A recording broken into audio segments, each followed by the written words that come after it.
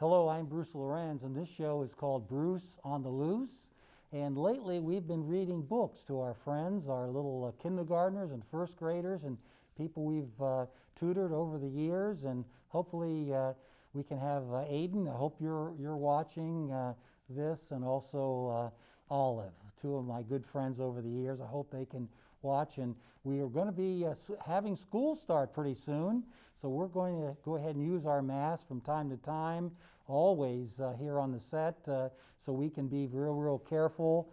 And then when it's safe, we can take it off and go ahead and read our books today. The first book today is Nathan and Nicholas Alexander. And they are going to be fast friends, and it's a mouse and an elephant, believe it or not. So let's go ahead and see if we can go ahead and enjoy this one. One night, while Nathan was fast asleep, some very strange noises came out of his toy chest. Swish, swish, swish. Brim, clack, pop, click, bang. So he turned on the light and took a big breath. Then he crept toward the toy chest and peeked inside. Ouch! Nathan cried after receiving a painful bite on his snout. Excuse me, sir, but you quite frightened me. Besides, don't you know it is very bad taste to enter someone's home without knocking first? But this is my toy chest, Nathan replied. I've just moved in, so if you don't mind, now it's my house as well. And by the way, let me introduce myself properly. My name is Nicholas Alexander. I come from a family that lived among kings, dwelled in high castles, and told tales to the queen. Of fairies and dragons, I know quite a lot, sir. I don't care, Mr. Alexander, where you come from, said Nathan. This is my toy chest. Oh, please call me Nicholas. And now I really must do my cleaning before the night is over. Nicholas Alexander dusted, swept, and polished. He was quite pleased with what he saw. Nathan was not.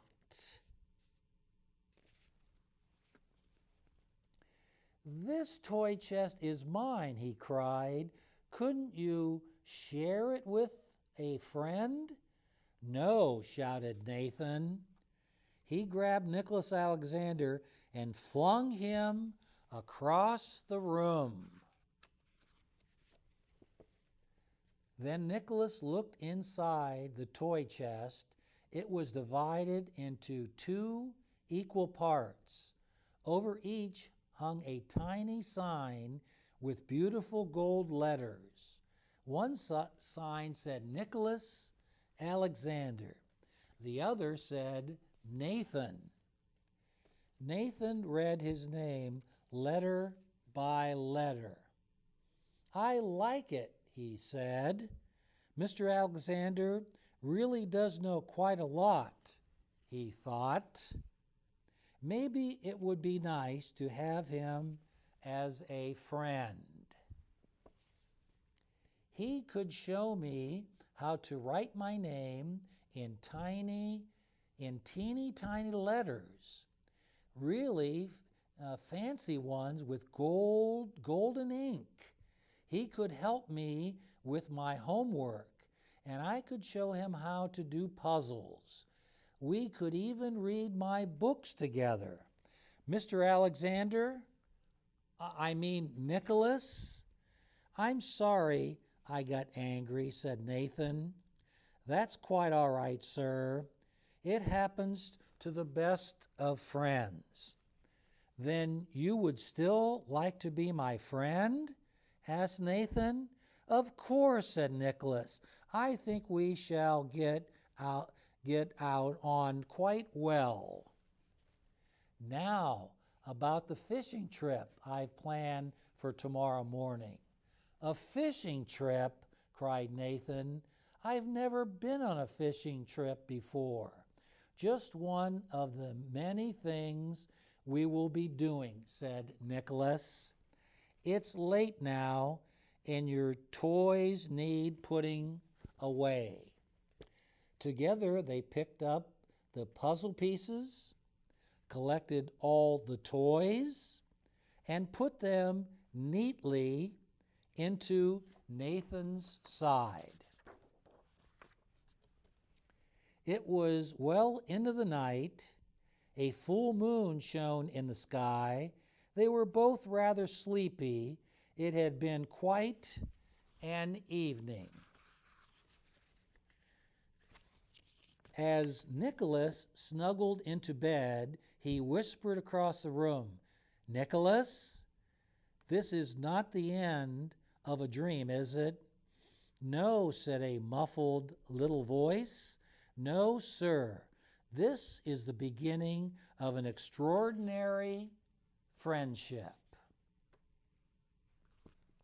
Well, that was certainly quite a friendship. It reminds me of the seven dwarves and the friendship they had. They certainly found Sleeping Beauty and really helped her and assisted her in her situation there. And certainly another mouse and an elephant I can remember about Dumbo was really having troubles in the circus, separated from his mother. And a mouse assisted him in being able to fly and really do a good job for the circus and really helped him with his self-esteem. And they got along very, very well indeed. The next story we're going to read is First Grade Takes a Test. And this will be interesting since some of our viewers are first graders and, with the school system required to go ahead and give tests at various levels. And certainly we have math tests and reading tests and all sorts of tests we have to deal with. Let's get going with this one. For Monroe, who gave me the idea, and for Daniel, who has lots of good ideas, with thanks to the North Dakota Study Group of Evaluation, especially to Lillian Weber, Deborah Miller, Anna Cook, and Vito Promote. That's who had the author, Marion Cohen, and it was pictures by Lillian Hoban. That's how we wrote the book, and they have motivated them to do this. A lady from the principal's office came to the first grade. She had a big pile of papers with little boxes all over them. She smiled at the first grade. We have some tests for you, she said. Oh, good, said Anna Marie. Now we can find out how smart we are. The teacher told first grade how to do the test. She said, read the questions carefully, then take your pencil and fill in the box next to the right answer. You must work quickly, but do not worry. You can do it. Ready? Begin. George looked at the test. It said, rabbits eat lettuce, dog food, or sandwiches. He raised his hand. Rabbits have to eat carrots, or their teeth will get too long and stick into them, he said. The teacher nodded and smiled, but she put her finger to her lips. George carefully drew in a caret so the test people would know. Sammy read, "What do firemen do? Make bread, put out fires, or sing?" He poked Willie. "Firemen get your head out when it's stuck," he said. "My uncle had his head stuck in a big pipe, and the firemen came and got it out. But none of the boxes said that." On the test, there was a picture of Sally and Tom. Sally was giving Tom something. It looked like a bologna sandwich. Underneath, it said, "Sally is taller than Tom," or "Tom is taller than Sally." Jim wondered what being tall had to do with getting a bologna sandwich. And was it really a bologna sandwich? It might be tomato. Jim took a long time on that one. Suddenly the teacher said, "The time is up." "I'm not finished," cried everyone except Anna Marie. But the teacher had to take the tests away. Anna Marie was smiling and telling everyone that was easy. "Oh," said Sarah, "I know I did it wrong." "Don't worry," Jim said. "You're as smart as I am." One day, after they had almost forgotten the test, the lady from the principal's office came back. She said to Anna Marie, "Come with me, dear." And they went away down the hall.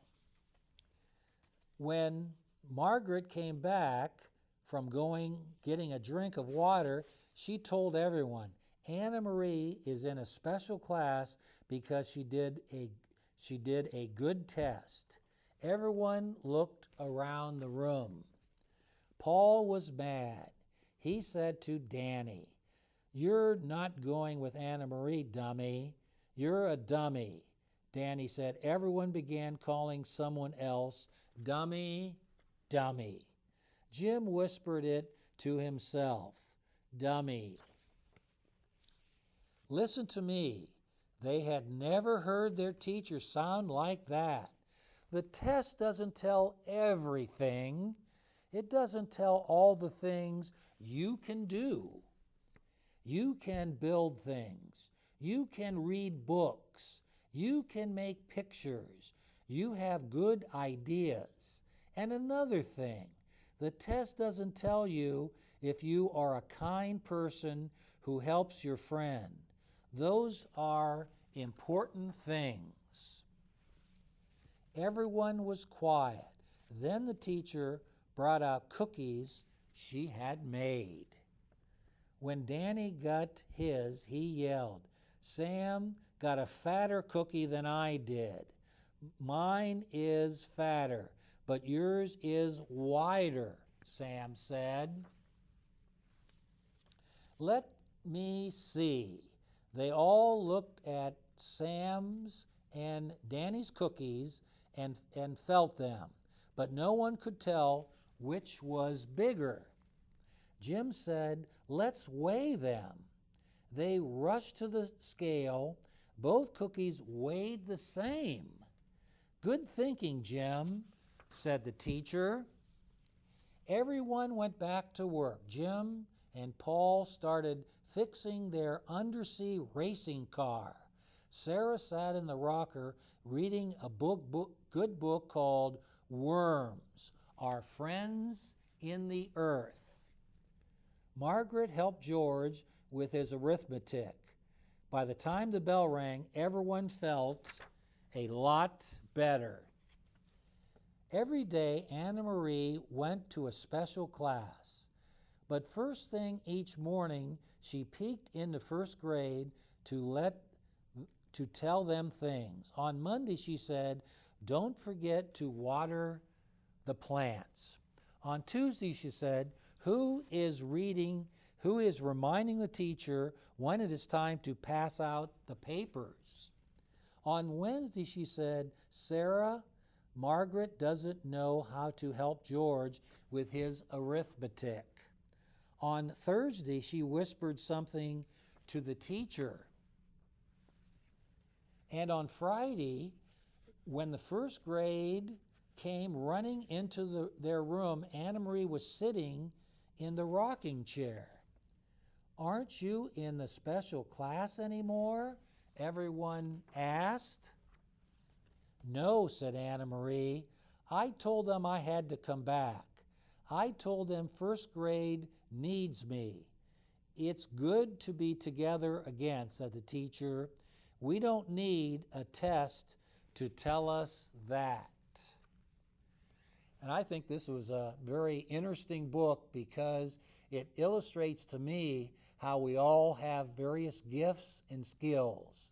The boys didn't know about their cookie. They thought one looked a little bit bigger than the other, but then another person, Jim, came up with the idea of weighing those cookies.